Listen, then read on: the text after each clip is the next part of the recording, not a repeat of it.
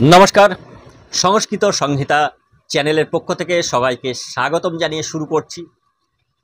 গত পর্বে আমরা সংস্কৃত বর্ণমালা অর্থাৎ দেবনাগরী বর্ণমালার ভাষা, ব্যাকরণ, বর্ণপ্রকরণ ইত্যাদি সম্বন্ধে আমরা জেনেছি। আমরা এও জেনেছি সংস্কৃত দেবনাগরী বর্ণমালাকে দুই ভাগে ভাগ করা যায়, স্বরবর্ণ এবং ব্যঞ্জনবর্ণ। স্বরবর্ণ হলো ১৩টি আর ব্যঞ্জনবর্ণ হলো ৩৫টি, মোট ৪৮টি। স্বরবর্ণের উচ্চারণ জেনেছি, ব্যঞ্জনবর্ণের উচ্চারণ জেনেছি, কিন্তু আজ আমরা যেটা আলোচনা করব তা হলো স্পর্শ বর্ণ নিয়ে একদম বিস্তারিত বোঝার চেষ্টা করব। ব্যঞ্জনবর্ণের যে ২৫টি স্পর্শ বর্ণ আছে, ৩৫টি বর্ণের মধ্যে ২৫টি স্পর্শ বর্ণ, এই ২৫টি স্পর্শ বর্ণকে বলা হয় বর্গ বা ভাগ। ৫টি ভাগে ভাগ করা হয়েছে, সেই ৫টি ভাগ নিয়ে আলোচনা করব। তার আগে আমরা সংস্কৃত বর্ণমালার যে স্বরবর্ণ রয়েছে তার উচ্চারণটা আরেকটু ভালো করে বুঝে নেওয়ার চেষ্টা করব, কারণ আস্তে আস্তে আমরা এগিয়ে যাব, তখন আর এগুলো আর আলোচনা আসবে না। সেই জন্য যারা নতুন শিখছে তারা তো ভালোভাবে যাতে সংস্কৃত উচ্চারণ করতে পারে, তার জন্যই এই চ্যানেলে একদম ফ্রিতে শেখানো হচ্ছে, একদম প্রথম থেকে শেখানো হচ্ছে। ভাষা, ব্যাকরণ সব কিছু নিয়ে আলোচনা করা হচ্ছে। এরকম আলোচনা আর কোথাও কোনো চ্যানেলে আজ পর্যন্ত কেউ করেনি। আর আমি এই প্রথম শুরু করলাম। আমি ভাবলাম যে আমাদের সংস্কৃত শেখার প্রয়োজন আছে। আমাদের যে ধর্মগ্রন্থগুলো রয়েছে, বেদ, পুরাণ, উপনিষদ, রামায়ণ, মহাভারত, এগুলো সংস্কৃত গ্রন্থ। এগুলো বুঝতে হলে আমাদেরকে সংস্কৃত ভালোভাবে জানতেই হবে আর সংস্কৃতকে ছড়িয়ে দিতে হবে। সেই জন্য আমি ভাবলাম যে সংস্কৃতকে মানুষকে শেখাই, যাতে মানুষ নিজের সংস্কৃত ভালোভাবে পড়তে পারে, বুঝতে পারে, অর্থ জানতে পারে। আমি বিস্তারিতভাবে চলতে থাকবো, এটা শুধু সংস্কৃত শেখানোই হবে রীতিমতো। যারা নতুন তারা অবশ্যই সাবস্ক্রাইব করে নিন, কারণ এটা নতুন খোলা হয়েছে চ্যানেলটি। আর এমনভাবে শেখানোর চেষ্টা করব যাতে আপনি খুব সুন্দরভাবে, সাবলীলভাবে সংস্কৃত শিখতে পারেন, খুব সহজে সংস্কৃত শিখতে পারেন। আর যারা এখনও পড়াশুনো করছে, যারা সংস্কৃত শিখতে আগ্রহী, যাদের অনেকের আছে যারা টাকা দিয়ে শিখতে পারছে না, প্রচুর আছে যারা গরিব, একটা মাস্টার রেখে শেখার ক্ষমতা অনেকের নেই। এই ভিডিওগুলো যদি তারা দেখে, অবশ্যই তাদের সংস্কৃতের জন্য আলাদা করে মাস্টারের প্রয়োজন হবে না।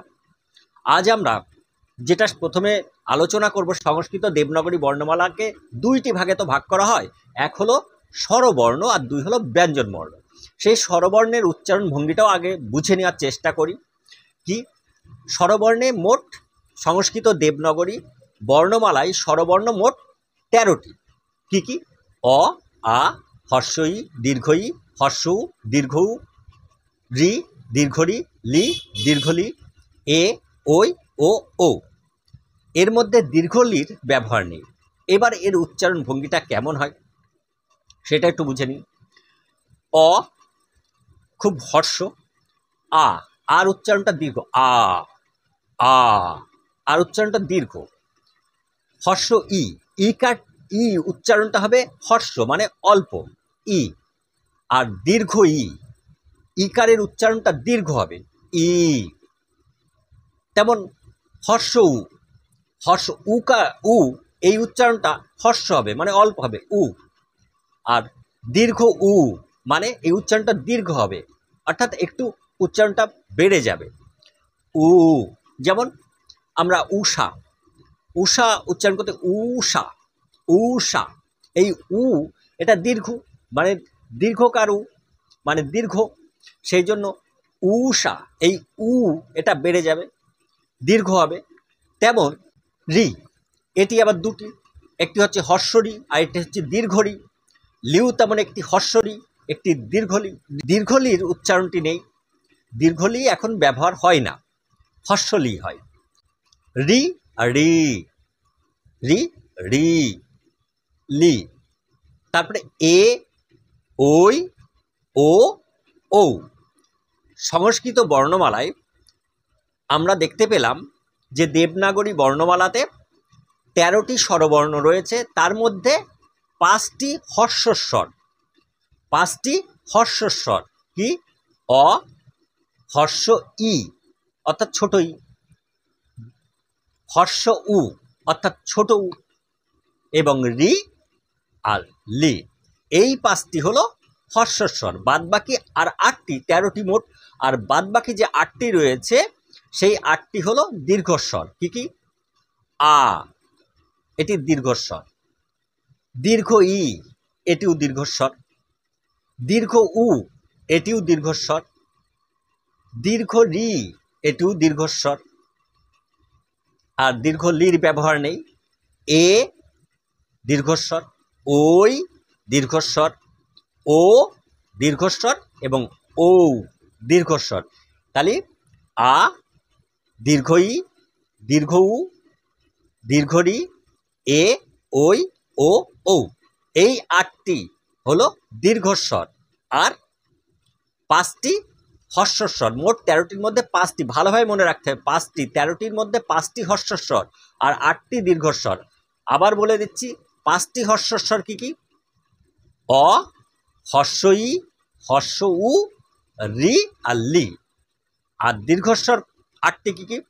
আ, দীর্ঘ ই, দীর্ঘ উ, দীর্ঘ রি, লি, দীর্ঘ লির ব্যবহারটা নেই, আবার বললাম।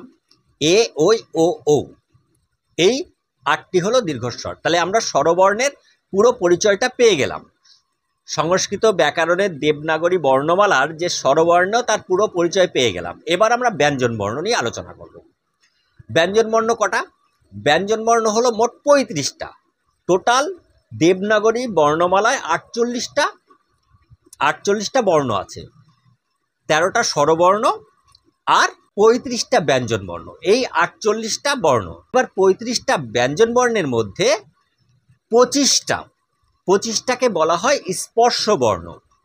এই স্পর্শ বর্ণগুলোকে বলা হয় বর্গ বা ভাগ।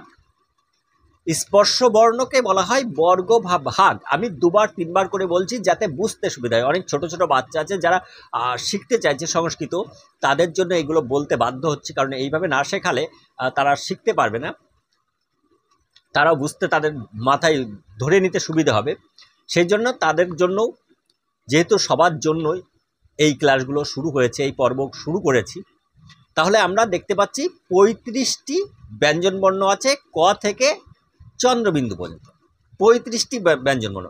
চন্দ্রবিন্দুর ব্যবহার খুব কম। চন্দ্রবিন্দু আর অনুস্বার একই ব্যাপার। বিসর্গ পর্যন্ত 35টি আছে। এইবার এই 35টি ক, খ, গ, ঘ, উ, চ, ছ, জ, ঝ, ইঙ, ত, ঠ, ড, ঢ, মূর্ধন্য, এইভাবে চলে যাচ্ছে 35টি। এই 35টির মধ্যে 25টিকে বলা হয় বর্গ বা ভাগ।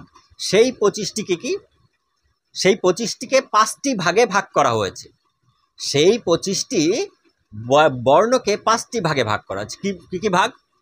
ক বর্গ, চ বর্গ, ত বর্গ, ত বর্গ আর প বর্গ। ক বর্গে 5টি বর্ণ নিয়ে ক বর্গ গঠিত। চ বর্গ 5টি বর্ণ নিয়ে গঠিত। ত বর্গ 5টি বর্ণ নিয়ে গঠিত।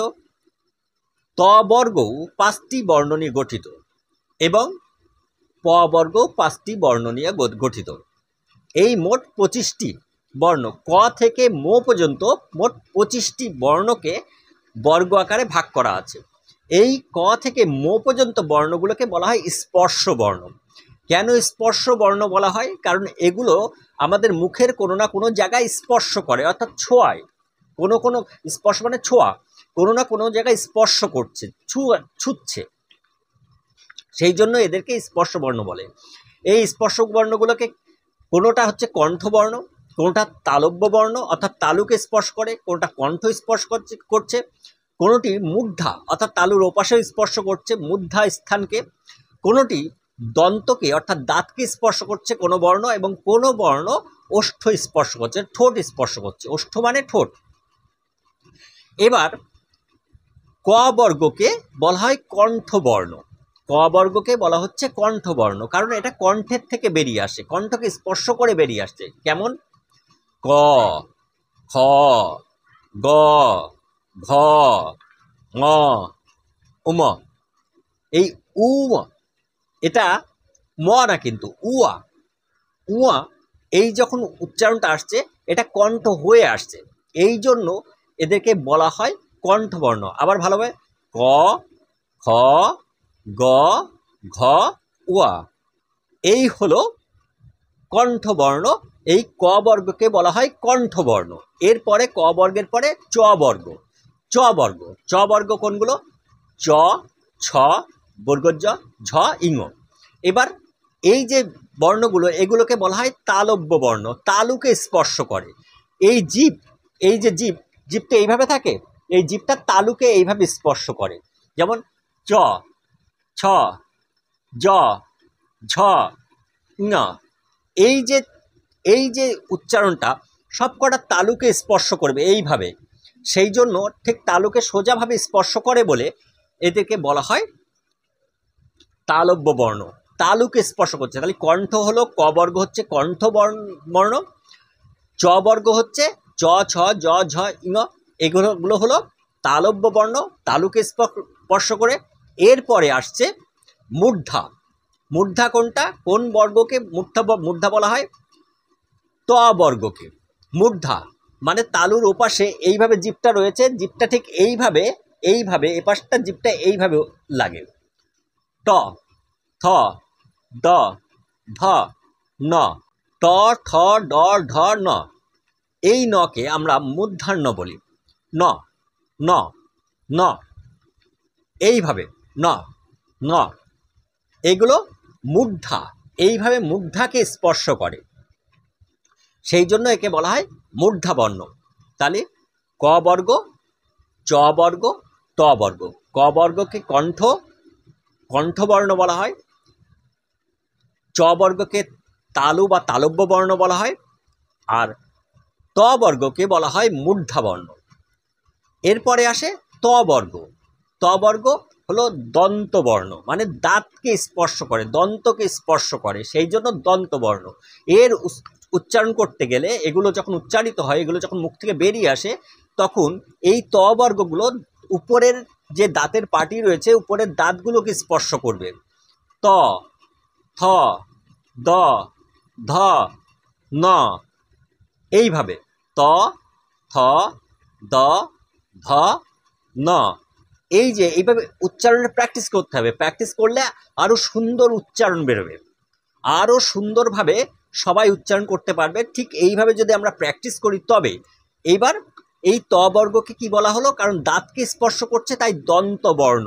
তাহলে ক বর্গ হলো কণ্ঠবর্ণ, চ বর্গ হলো তালুকে স্পর্শ করছে, তালব্য বর্ণ, ত বর্গ হলো মূর্ধাকে স্পর্শ করছে, এইভাবে জীবের উল্টো পাশ দিয়ে মূর্ধাকে স্পর্শ করছে বলে, একদম মূর্ধাকে, তালুর ওপাশে মূর্ধাকে স্পর্শ করে বেরিয়ে আসছে বলে একে বলা হয় মূর্ধা বর্ণ।